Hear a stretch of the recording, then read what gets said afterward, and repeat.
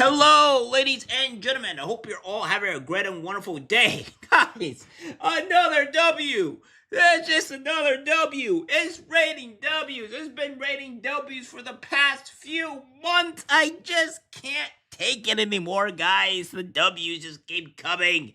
And we just love to see it, right? We love to see it. And these are things that we just cannot, I can't understand. So McDonald's here has officially ended its DI policies. Now they still have a little few stuff here and there, but most of them are gone, and it is a big deal. This is crazy, guys. The amount of W's that we've been getting recently is nuts. Fannie Willis here is just getting the L after L. We have Steve Smith here getting another L from the judge, and the far left are crying about it. It's just all the W's in the world, and we love to see it. So what we have here is from Robbie Starbuck, saying this. Big news. McDonald's is ending a number of woke DEI policies today. Now let me tell you what's changing and how it happened. 3 days ago, I told McDonald's that I'd be doing a story on woke policies there. Today, they've announced the following changes. Hiring. They will end their diversity goals for how many of each race they hire. Many, myself included, have referred to these types of goals as quotas because these goals often operate as quotas that discriminate against white job applicants. They'll no longer participate in the HRC's woke corporate equality index scoring system that forces the trans agenda into the workplace in exchange for a perfect score. They also won't participate in other third-party surveys. Supply diversity. They're ending the DEI pledge for their supply chain. That means no diversity quotas or goals will exist for how they choose or prioritize suppliers. Focus will now be on merit. Their diversity will be evolving this year into simply an inclusion team. I explained in the video how I feel about this. As a corporate flip of 2025, I just want to say Happy New Year. We've now changed policy on companies worth well over $2.3 trillion with many millions of employees who have better workplace environments as a result. Our campaigns are so effective that we're getting the biggest companies on earth to change their policies without me even posting a story exposing their woke policies first. Companies can see that America wants sanity back. The era of wokeness is dying right in front of our eyes. The landscape of corporate America is quickly shifting to sanity and neutrality. We are the trend, not the anomaly anymore. We're winning, and one by one, we will bring sanity back to corporate America. If you love what we're doing, subscribe, blah, blah, blah, blah, blah, blah, blah, blah, and what have you. So this is what he has to say in his video, which we'll go over. All right, everybody, I got good news for you. We got another one. You know what time it is. We've got a new company flipping their position on DEI, and that company is McDonald's. Now, let me tell you how this happened and what the details are. I've just got to give X a shout out here because I actually reached out to McDonald's on X to their senior marketing director on Friday. You can see here. So Friday, I sent them a detailed message. I'm not going to show the whole thing here, but a detailed message about DEI. I mean, you can read this part. What it's going to show here, that for the full thing, as soon as I can actually get this out of the way, because, I'm a fool. It says here, I'd like to discuss McDonald's DEI policies. We're considering doing a story on them, and as a courtesy, we'd like to check if the company is considering a change in policy to embrace corporate neutrality on divisive issues like DEI. So are there changes being considered? We will love when our stories shift to change stories. You may be familiar with my investigative pieces as they've resulted in an end to woke DEI policies at over $2 trillion worth of brands like Walmart, Harley-Davidson, Lowe's, Toyota, Ford, Jack, Daniels, Tractor Supply, etc. I'm happy to schedule off the record conversations about these issues. It's X at McDonald's. Should you can't see that there. It said you can contact, etc., etc. Read this part, no problem. And that was Friday, so 3 days ago. And today, this statement came out. There's more to this message, but for the sake of your time, we're going to jump ahead past a lot of the corporate word salad and go straight into what they're changing. So let me go and translate this corporate speak for you. First bullet point, we are retiring setting aspirational representation goals. And then it's a bunch of blah, blah, blah corporate speak. Let me translate what that means. McDonald's, like many Fortune 500 companies, they had what they would call targets or goals.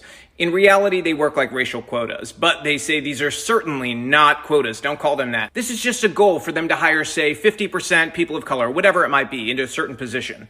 And then wouldn't you know it, they hire just the amount that they put, but it's not a quota. Don't call it a quota. Second bullet point, and always one of my favorites, we are pausing external surveys to focus on the work we are doing internally. AKA, we are leaving the HRC's Corporate Equality Index social credit scoring system. Keep in mind, this was a company that had a perfect HRC CEI score, and that HRC CEI scoring system is how woke policies get forced into workplaces. So they are, again, the latest company to leave that scoring system, and that is good news. And now bullet point number 3, one of my favorites, they are going to be retiring their supply chain's DEI pledge in favor of a system that relates to business performance. Imagine that, a merit-based system. This is what every company needs to be doing. The days of favoring one group of people over another based on diversity need to be gone. Bullet point number 4 here is one I'm not particularly a fan of, and I'm not happy with when companies do this. They are evolving how they refer to their diversity team, which will now be the global inclusion team. I think it's ridiculous. We don't need these teams, okay? It is a job. It is a workplace. You go there to work. People don't need a team assigned at corporate to making sure everybody feels included, okay? We're not kindergartners. We're adults. It's a workplace. It's a place people go to shop. Just provide great service, be kind, do the right thing, be fair. And if you're a company executive, lay down the hammer when somebody breaks the law. Everybody's all for that, but there's no need for DEI teams at all. No need for a diversity team. I don't care what you call it. People have had enough of this, and I think it's time that everybody speaks up and that we get rid of this infantile way of operating businesses. Focus on the bottom line, make money, do a great job. Everybody's happy then, and that is the direction corporate America is veering toward, is corporate neutrality. We are the trend now. Don't forget that. Because we have raised our voices, so many companies, over $2 trillion of companies have changed their policies, and we will not stop until we make corporate America sane again. So is this perfect? So I would agree with a lot of this. I think DEI has always been a very racist thing, because why would you want to get a job or any place in the world and say, like, okay, you're only in because of your skin color, not because, you got in because of your actual skills, your merit, or what you worked hard to work on. No, we don't care about your skills. We don't care on how hard you worked. We just care about your skin color. It is the most demeaning, disgusting thing you could do to a person. And it's like, you are not good enough for us with your skills, but we'll get you because of your race.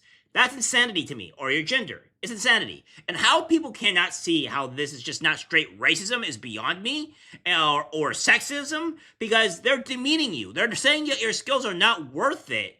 And that is disgusting. You don't hire the best people for the job. You worsen your company, and you're only in there because you are a victim, right? You are not there because of your skills. It's disgusting. I hate it, and it's something that I just could never understand on how people could go through this, because we're here because of only one thing, and that's because you look a certain way.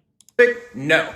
But you know what? McDonald's wasn't one of the worst to begin with, but they were on our list of companies, and there are many companies that we aim to change. And we got more done today changing policy than anybody else has. So I'm very proud. In fact, I have to say, I'm loving it. And you guys knew I was going to have to do that at least once, okay? I had to use that line at least one time, so do not judge me because it was too easy. I'm loving it, okay? I'm loving changing these crazy policies. And for those of you who are new to watching my videos, you might be wondering, what is corporate neutrality? And it's very simple. Companies need to stay out of divisive issues. Unless it's related directly to the regulation of their business, they should not be involved in politics. We don't want to know what Macy's thinks about trans rights, okay? And you know what? If they want to speak up and talk about it, we don't want to spend our money there. We have a right as customers to know how the money's being spent later, and then we can decide if we want to give our money to that company. And in many cases now, we are waking up and saying, no, we don't want to give our money to this company that hates our values and everything we believe in. So that is why we're taking this stand. We want companies to get out of the divisive issues. And that means I don't want them taking on my politics either and advocating for my policy positions.